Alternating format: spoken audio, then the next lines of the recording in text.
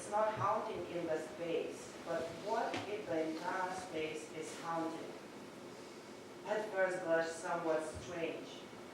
Something that had traveled through time from a time where it never was in first place. Parked in some unknown space. I'm sitting in a taxi. Tango-shaped seat makes a small sachet. Parked in some unknown space. I find myself in a walk, motion within many dimensionalities, cutting through several realities. Time of joyous life. Methinks, what if melting shape of ice in my drink is like thinking of things in their absence? Liquid transformation of ideas into things and things into ideas. Physical state of existence by pre-force or ghost. Images of pure energy which anticipate the solids.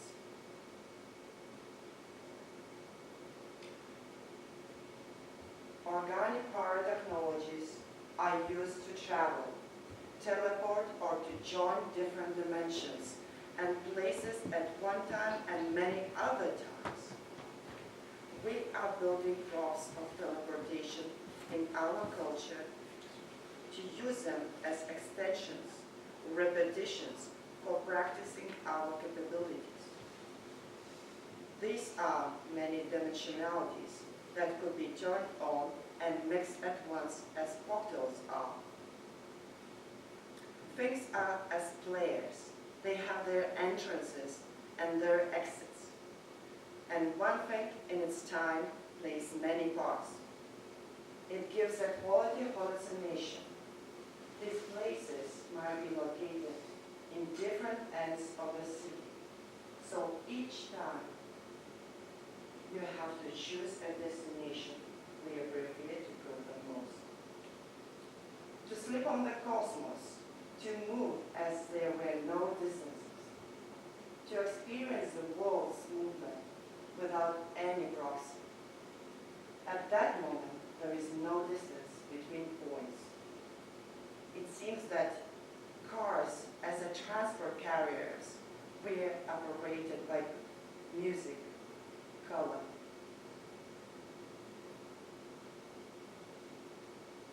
My tanga is a pair of dances that passes gracefully in front of the audience. My tanga is a teeny mouse which runs about at your home when you don't look and hides in a crack of a wall. Tanga is a ghost. Hey, it's a verbal paradox. It slides and bounces off objects in various ways, feeling its way through the surroundings. Some sounds disappear in a puff of lemon smoke and appear somewhere else.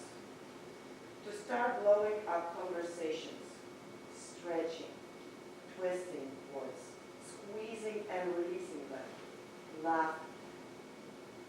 It seems they are turning into a new words, posting things as yet unnamed, things you can work in new way. I think curiosity is one of the most fascinating human qualities, which can have many unusual forms of movement. I'm also thinking about what kind of abstract shapes get produced by the process of knowing things. It seems that sometimes the shapes are very complex, demanding lots of time, motion, turning into something large and clumsy, exceeding your field of vision. At times, however, they are so quick and precise that it's easy to miss the beautiful gesture.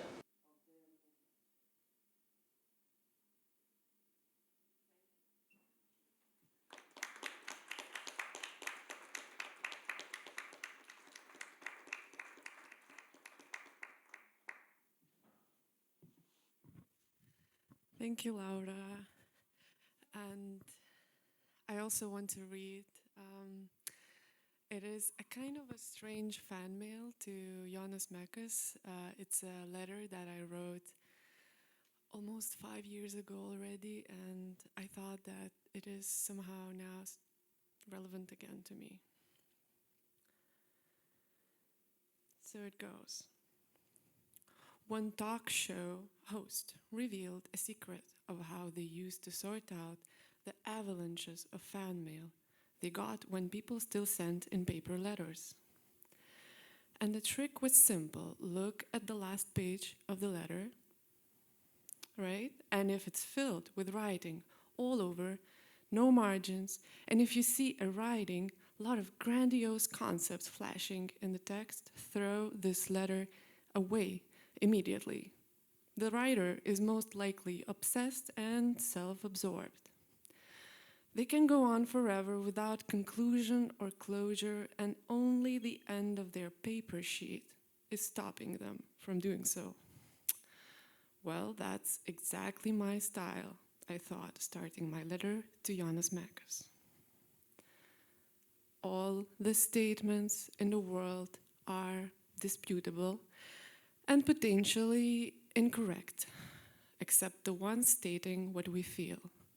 We might end up just exchanging complaints and emojis, or end up being honest and awkward, not entirely sure yet.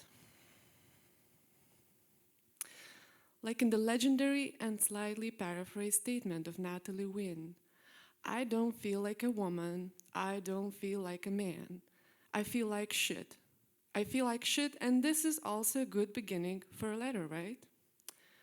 I often wonder, when was that short glimpse of beauty, how Jonas Mekas would say, which started this dissociation?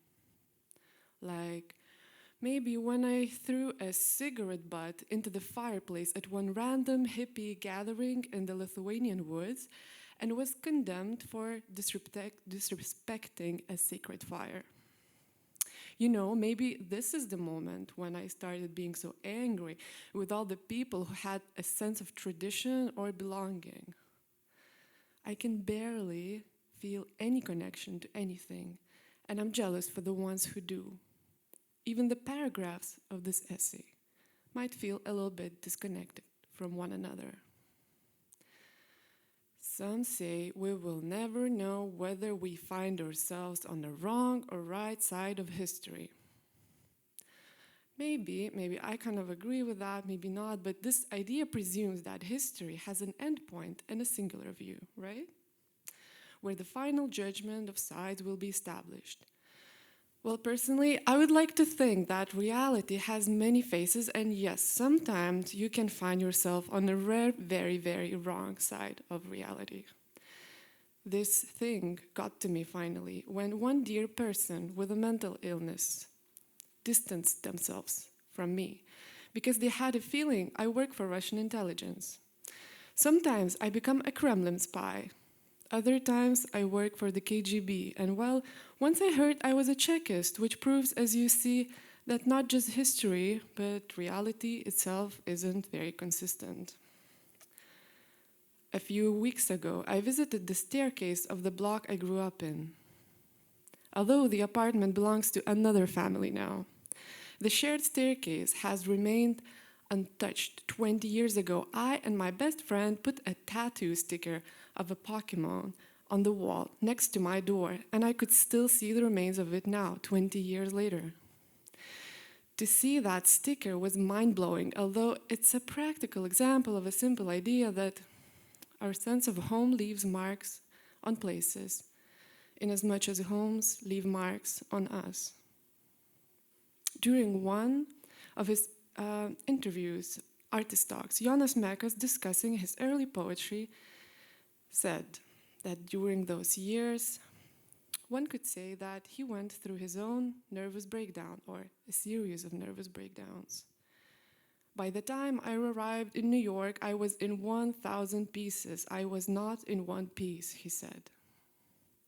And when I read his early poetry, filled with longing for the homeland and its traditions, patriotism and sentiment, I feel how alien this reality is to me. like a concept of that sacred fire. But then maybe this utopia of home held 1,000 pieces of Mekas together. Some say utopia is a political and existential necessity, right? I have this strange and loose association of utopia with an island, a safe space of being in control of a dream.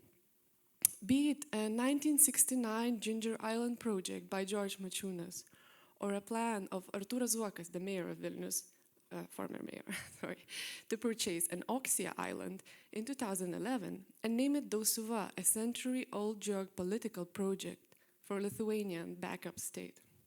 Yeah, backup state. An island is a visionary project. Artistic autonomy is a visionary project.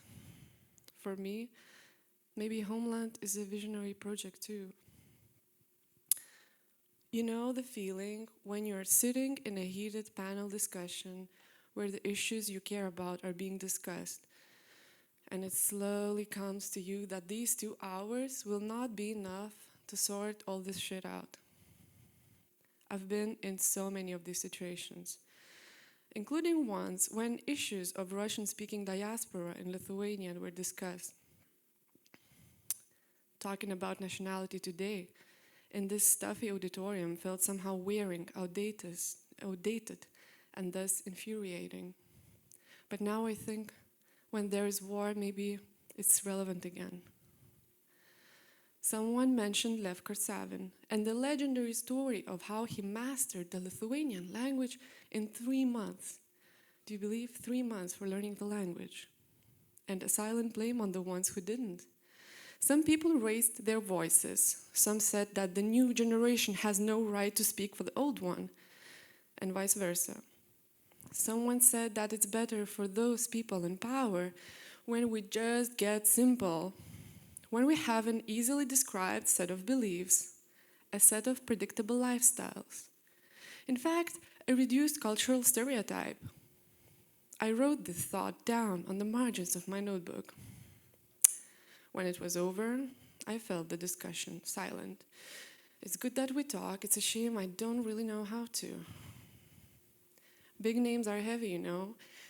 Their light decisions and light brush strokes bear heavy statements. Any influential artist creates their part of heavyweight myths and sentiments, which I learned to distinguish from the work I love.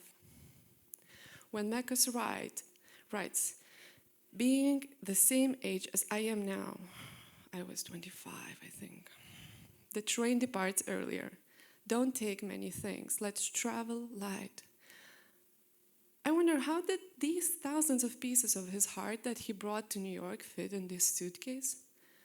When he invites us to travel light, I feel the same anxiety as in the airport, waiting for a Ryanair flight with my oversized backpack. It's not 20th century anymore. All my light decisions and light words chase me with their heavy consequences. That's how you learn gradually to overthink and unlearn oversharing. The lightness. I repeat, the lightness. There must be a way. Anastasia, thank you.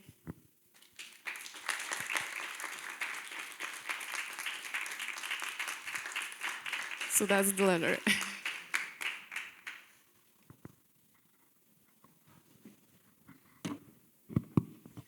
Buonasera a tutti.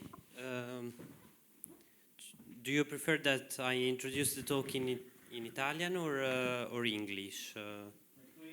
English? Okay.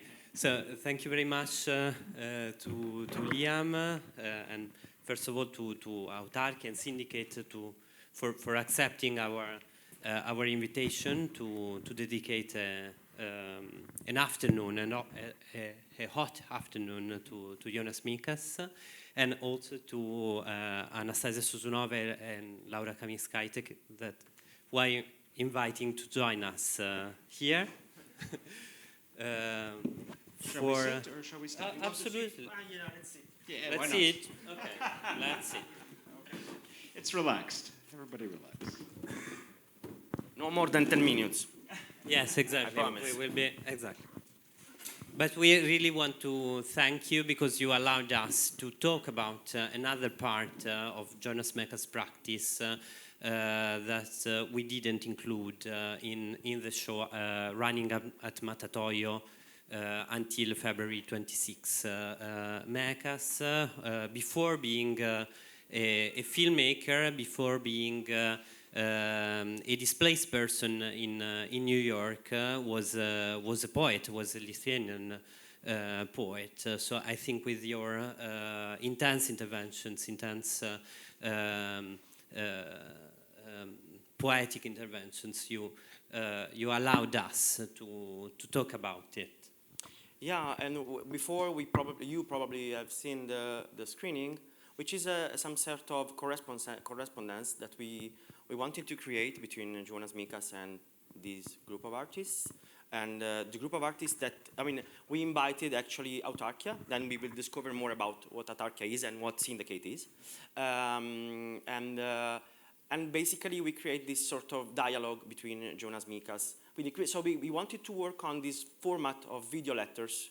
So like create a dialogue between videos. And in a sense we wanted to underline how Jonas Mekas was some way the founder, the initiator of this genre, this form that is the diary film. The diary film is basically doing a film about daily life, not knowing what will be next. So it's like being in the reality, being in this very moment, and doing a film about it.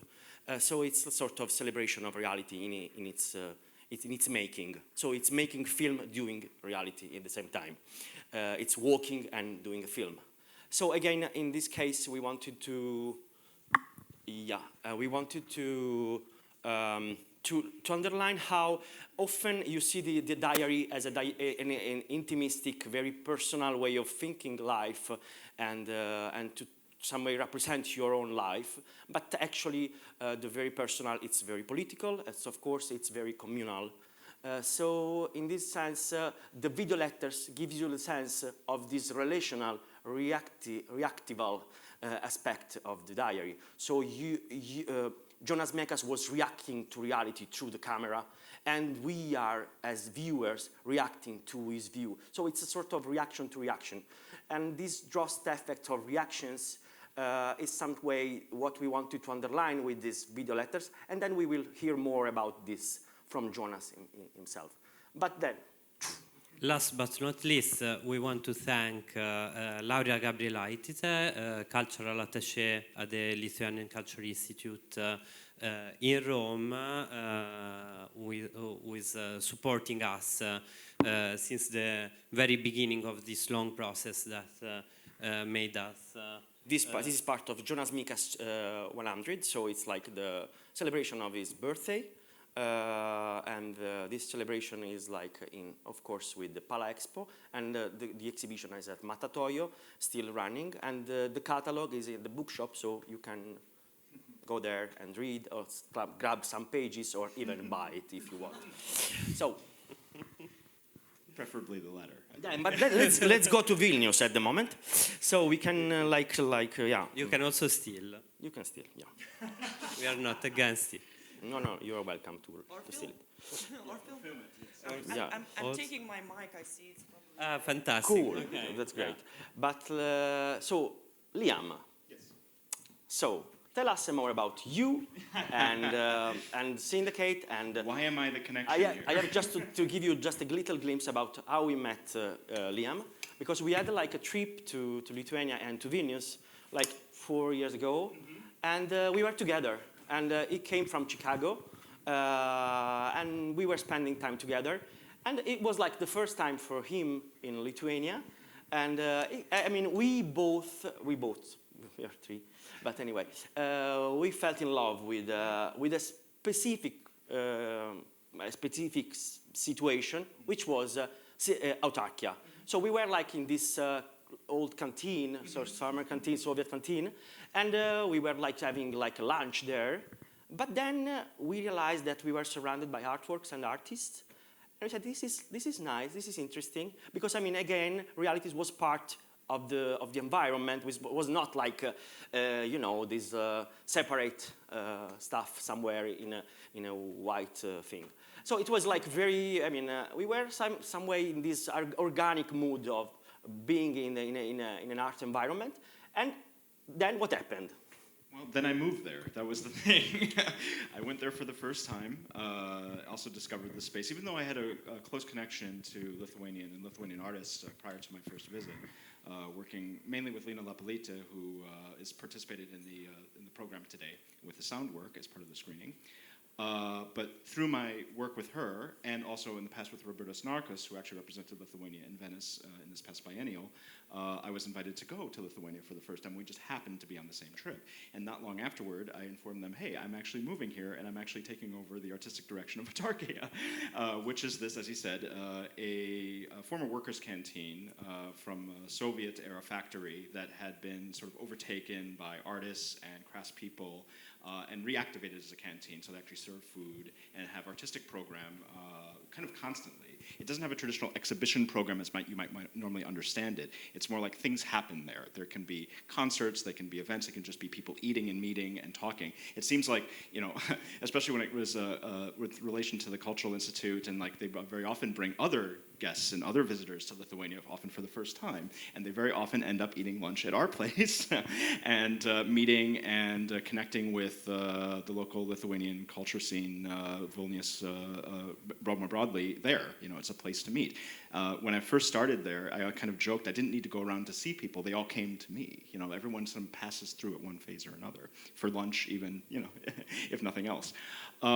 So that's what brought me to Vilnius and brought me into this artistic direction of Autarkia. And in parallel, and before then, I had been running a project called Syndicate, which started in London, passed through Cologne for some years where I had a permanent space, moved to LA, and then kind of projects all over the world. I won't get into it right now. And now, you know, because I'm in Vilnius, it's also in Vilnius. And they kind of cohabitate. These, my connections, my network, people that I've worked with in the past now sort of mingles with the Vilnius art environment, people that are there. So to one degree or another, with the exception of Anastasia, actually, this is the first time we get a chance to work together, I've worked with everyone involved in this, either in my capacity as Syndicate or as Autarkia, or in some cases both. So that's the connection, and they had invited me very kindly, and I'm very thankful for the generous offer, and also to the Cultural Institute for helping facilitate it. So I could bring Laura and Anastasia here to intervene in person and share some of their work, in addition to the screening and the videos and the kind of responses. It's funny, before I turn it over, because obviously your word is much more important than mine, but in terms of the connection to Jonas Mekas, I was actually not thinking about this too much. I wasn't so, the point of departure was more like the legacy that he's left. What does the space that he's opened up or participated in opening up so people can do what they like? Can they intervene in an interdisciplinary way, respond with honesty, with personality, and reveal or integrate some part of their lives into their creative life? And I think, you know, that's not just a Lithuanian thing, that's much more broad, and that's why I wanted to include artists outside the Lithuanian context. Karen Sitter, for example, who I think are incredibly affected by it, although they might not mention it in their work, and sort of live in that context. So now, I guess I just maybe ask both of you, I know it's kind of an open question and maybe a fruitless question, but you know, how, and maybe in Anastasia's case this is more direct through letter, but how has this context, how has that kind of groundbreaking open space for you, or how have you reacted to this? Could you repeat again? Sorry. Yeah, it was a bit of a rambling question. I mean, how is the space that I guess Jonas Mekas has created for like young artists to intervene in ways that are honest, that are personal, that are interdisciplinary? Originally, I guess, for an example, Laura mentioned that she mainly knew him as a poet. And this was the point of departure for her interaction with his work. So how has that affected, or not even, what you've chosen to do, like just starting with what you've done today? So for me, the video that was shown in a program, this is the video called Messed Up Terrains, and I think it was pretty much related to my first, I think, impression, even when, like, for the first time I saw Mekas' works, the way he was joining, stitching disparate, like, diaristic or even kind of documentary footage using music and poetry. And I think it's like a very powerful way of editing that, like, very powerful and dynamic way of editing that he was using a kind of, I think I even read this beautiful expression of like staccato almost, right? Taking this term from music, staccato way of directing the different, completely not unrelated imagery through from Verdi to, I don't know, Cage, using various pieces of music. And to me it was, I think, in this work, Messed Up Terrains, which was flirting in a sense with this idea of a land, a kind of a desired land, a land where you want to come back to, which was important in Mekas' work, where he would be, you know, filming flowers in Manhattan or whatever, like where he was living, and almost kind of staging his homeland's fields, right? Like imagining that he's back home. And as I read in this letter of mine, I do not have that sense of home to any place. So I think it was kind of a counterpoint almost, like not that directly I was speaking to him through this video, but to me it was, on my case, kind of a dissociation and disorganized trip through some terrains that are almost unknown. You don't understand whether things are working out the way they should be or not. So it's like trying to understand the terms of physics in that space, and using those, I would say, familiar methods of expression, not even using a voice that Mekas would normally use, but almost letting yourself read it. And that's what perhaps contemporary video artists, and what I like in contemporary video art is being very conscious about that subtitles are almost a form of poetry as well, that you are perceiving those flashing subtitle lines as lines of poetry in your head. Yeah. Laura? It's hard for me to emphasize how Jonas Mekas is influential for a younger generation. I probably can talk more about my generation and some older artists that I know. And yeah, how important he was for, at least for Lithuanian artists in 2000, in millennium, when the country still was in a transition of being a post-Sovietic country. And through his poetry and video works and his openness for young artists to come to New York and to work with his archives, it was a possibility to see a world in a different way, a lighter way, the poetics of everyday life. And it was a big, it was a kind of political thing at that time, to change, to shift your own relationship with the reality. So, and yeah, of course, there are very, very interesting things that were happening. Lithuania just entered the European Union, and at that time there was between young people very popular fake interrail tickets, and it was the first, really, I would say, a rhapsody of movement traveling with the trains around in Europe. And I'm sometimes calling the person who was paying these tickets and making such a good present for young people to go around and see the broader life around in Western countries. It was amazing. So yeah, so I think he really made a start. I don't know, and after that, I don't know how now younger artists are dealing. Maybe I don't see it so much as such an important figure at the moment, but because his input was huge till that time. And this actually brings to mind a bit one of the reasons that I think you asked me and Autarkia into the situation in the first place, which is the principle of circulation, which seems integral to like Lithuanian cultural promotion, to contemporary art in Lithuania, is getting around and bringing people into the context. Like we were drawn into the context through these networks. I am operating sort of within these networks at sort of a hub of one. And you know, making things happen all over the world, you know, having a presence as broadly as possible, often with, you know, just the resources we have, it seems really critical to this. And that's what brings people in the context. It's that freedom of movement. It's that idea of traveling the train, although you might be doing more than traveling the train in this case. I think it's as well as this quality of healing with the surroundings and finding its poesis and rhythm with the world.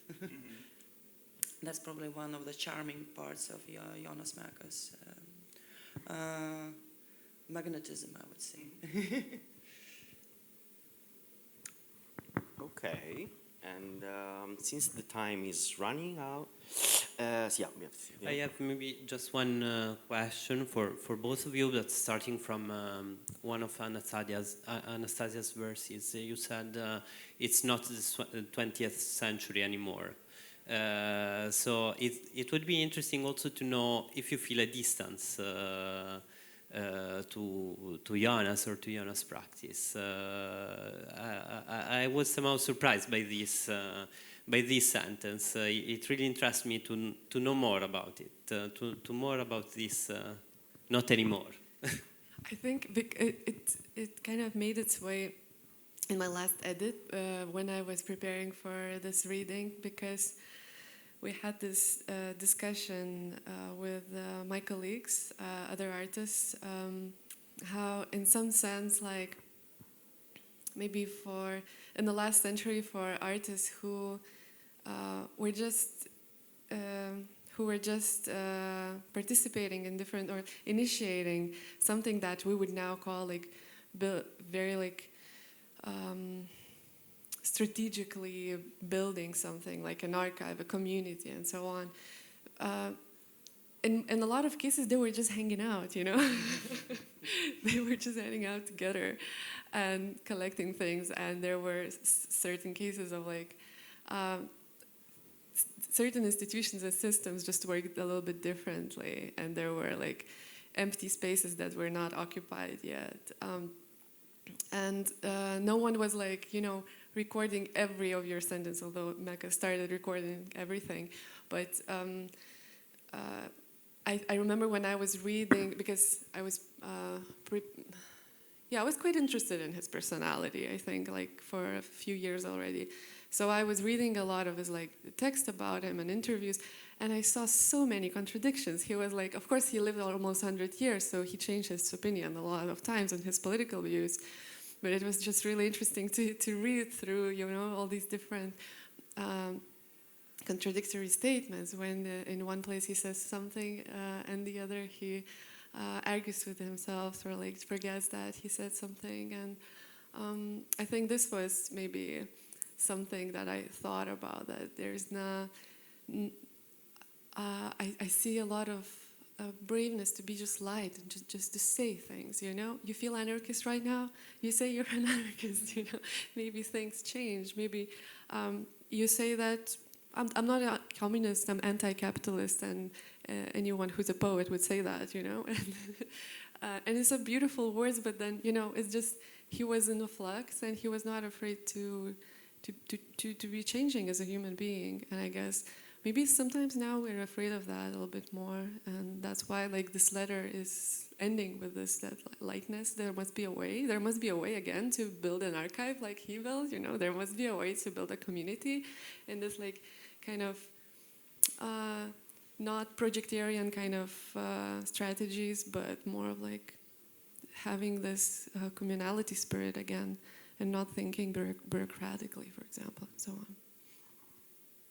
Laura?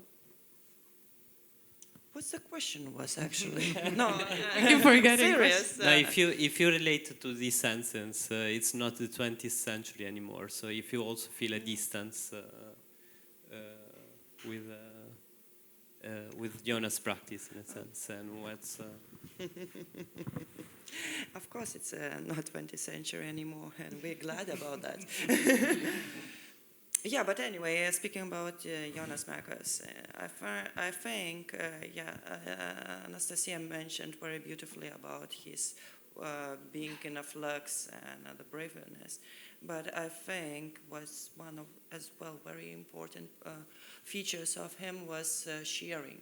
And that's what I would call, I was influenced by that, how he was generous to share his points of views. And yeah, they were in a flux and changing. And I was always were thinking in comparison, there are so many artists, or at least as well I was the same when I was a starting artist. It's when you start to believe why to create and to put more things as it already overfilled. And even thinking about writing practice or video works and so on, so on, so on. But somehow we enjoying reading someone's text, someone's video, and why we can't be as generous as Jonas was as well to share, and people will show if it was it worth or not. But yeah, to be brave to share. And creating the space for that, I think that's a connecting line between those things. Is maybe bring back to the context which Autarkia is sort of operating is really on the principle of friendship, and I can extend that to why we're invited here in the first place, why Syndicate functions the way it does, why I was able to gather the group of artists together was really on pre-existing relationships, and when you work with people, I find, and I don't say this specifically about myself, I think that's true for the both of you, I think it's true for the two of you in your careers as well, that you have to trust people very often, and trust comes from a place of friendship. And to speak your mind, to say things to change your mind as frequently or as fluidly as one would like, and to share. To share, you have to, you start with a foundation of trust at whatever scale, it begins. Sometimes it begins with a meal, sometimes it begins with a visit. Sometimes it begins with finding ourselves in a foreign country, figuring out the breakfast situation. But that gives it a place to build. Yeah, because for someone it might mean a lot. Exactly. Thank you very much. I think all the three answers are the perfect introduction to what we are going to see. It's somehow one of the latest messages and statements Jonas made.